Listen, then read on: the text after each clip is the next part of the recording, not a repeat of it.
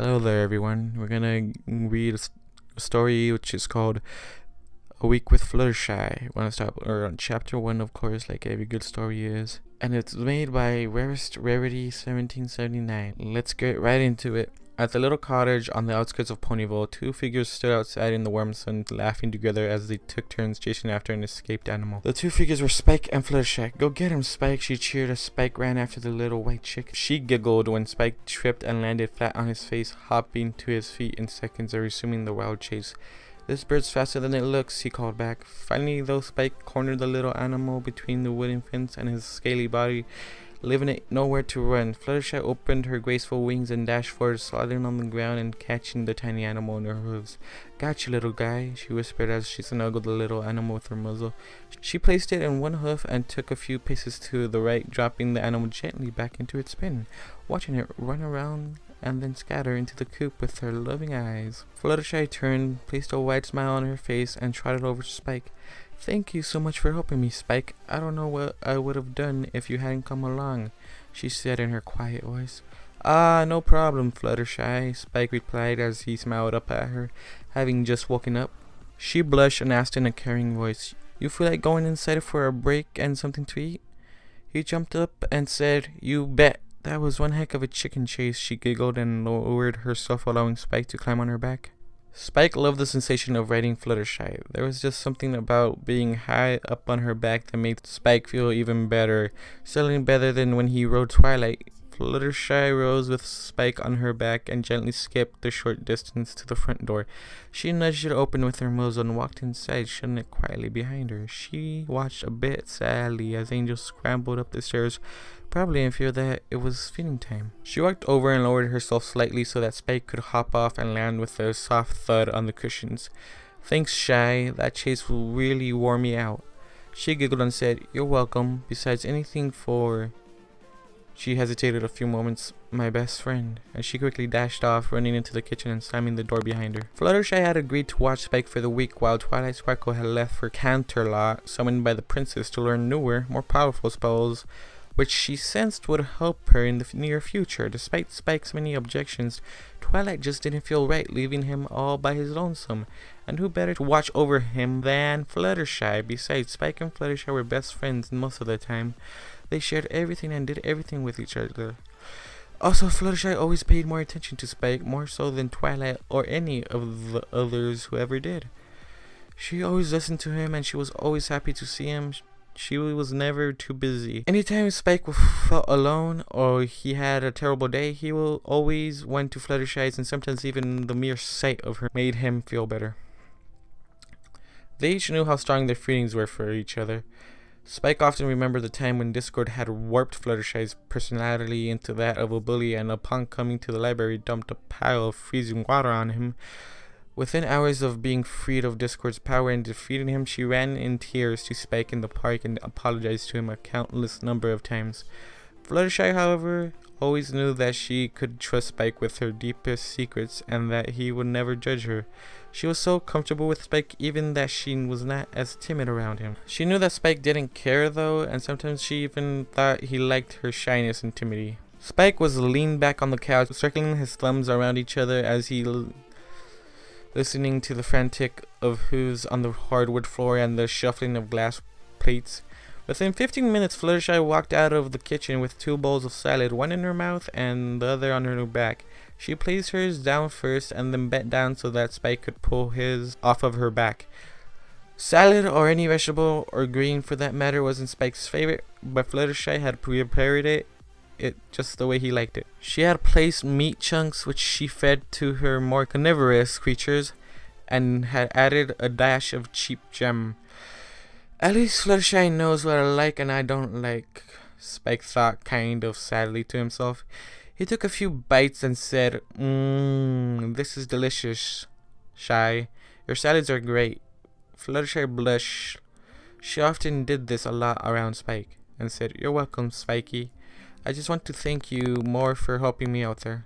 Fluttershy often called Spike Spikey, and he often called her simply Shy, neither of them minding the naming one bit. Actually, it made them feel warm inside and to some extent loved.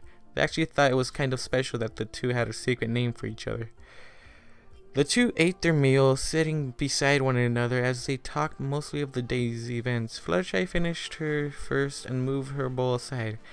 She turned to Spike to ask him something, but before one word could slip out, a hiccup did.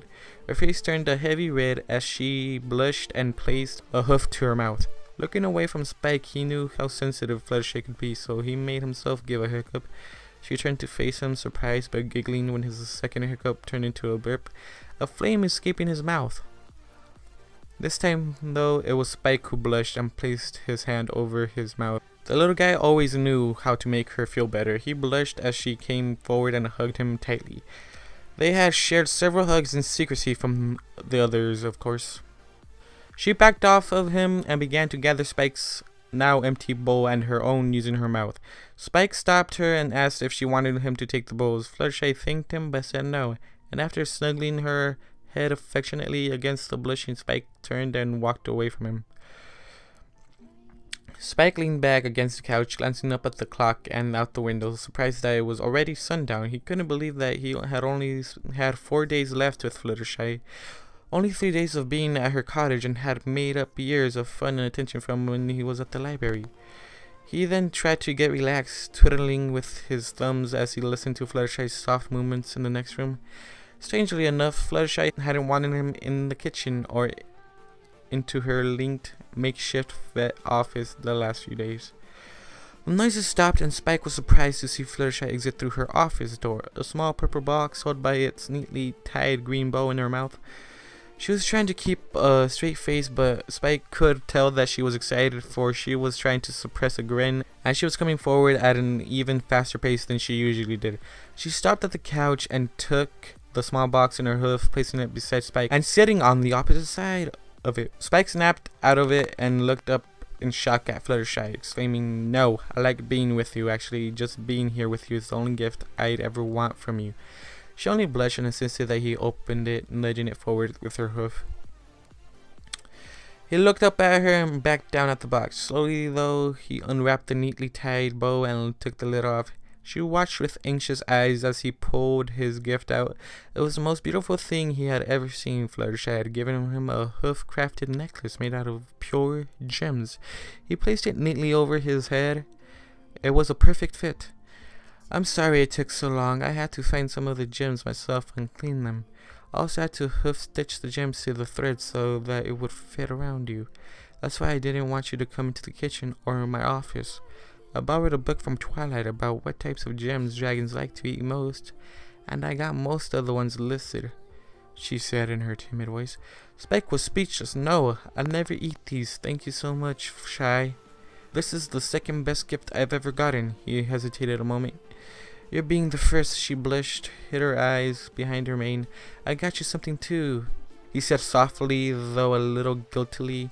Spike was guilty at the fact that Fluttershy had beaten him, by coincidence or otherwise, to exchanging surprise gifts of friendship with the other. Fluttershy looked over and watched wide-eyed as Spike pulled a tiny box out from underneath one of the pillows and held it out to her. She looked at it and said, "No, Spike, you don't need to get me things. I'm just glad that we got to spend the week together." Spike brushed all of her attempts to say no off and placed the tiny box in her hoof. She glanced down at it and up at him. Eventually, though, she lifted the lid and gasped at what she saw. It truly was the most beautiful thing that she had ever seen. She took the fragile object out and turned it around in her hoof a few times. "I remember how much you like butterflies." She saw him take a quick, nervous glance at her flank. "So I thought you might like it. You're such a good friend to me, and I planned on giving it to you our last day together, but since you gave me this..." Spike tugged gently at the necklace. "Then what better way to repay you than with an early gift?" Fluttershy continued to turn the object over in her hooves as she said, "It's wonderful, Spike, but why? How much did this cost you?" Spike shrugged and said, $6. He hesitated for a moment. $100. I sold a rare gem I had been saving for the money." He looked away from her and nervously scratched his arm. "Because, well, you're the best thing that has ever happened to me."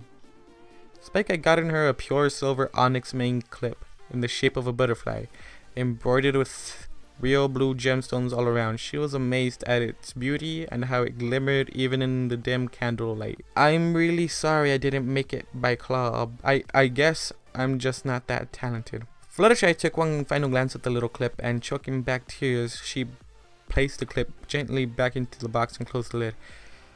I can't take this from you, Spike. You've done too much for me already. Spike frowned and gently took his necklace off. Well then, I guess that I can't take this either. He too placed his gift back into the box and placed the lid back on top of it. The end. I think we're gonna have a bunch of cliffhangers on this story. Anyways, if you want me to read anything, list them down in the comments. This is a brand new thing for me too. I just got into this whole community. Hopefully I'm well received. If not, then I'm sorry, but I'm trying my best.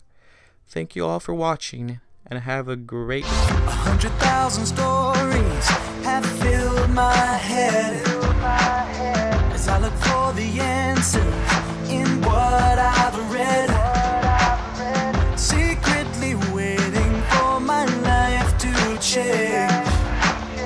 And with this transformation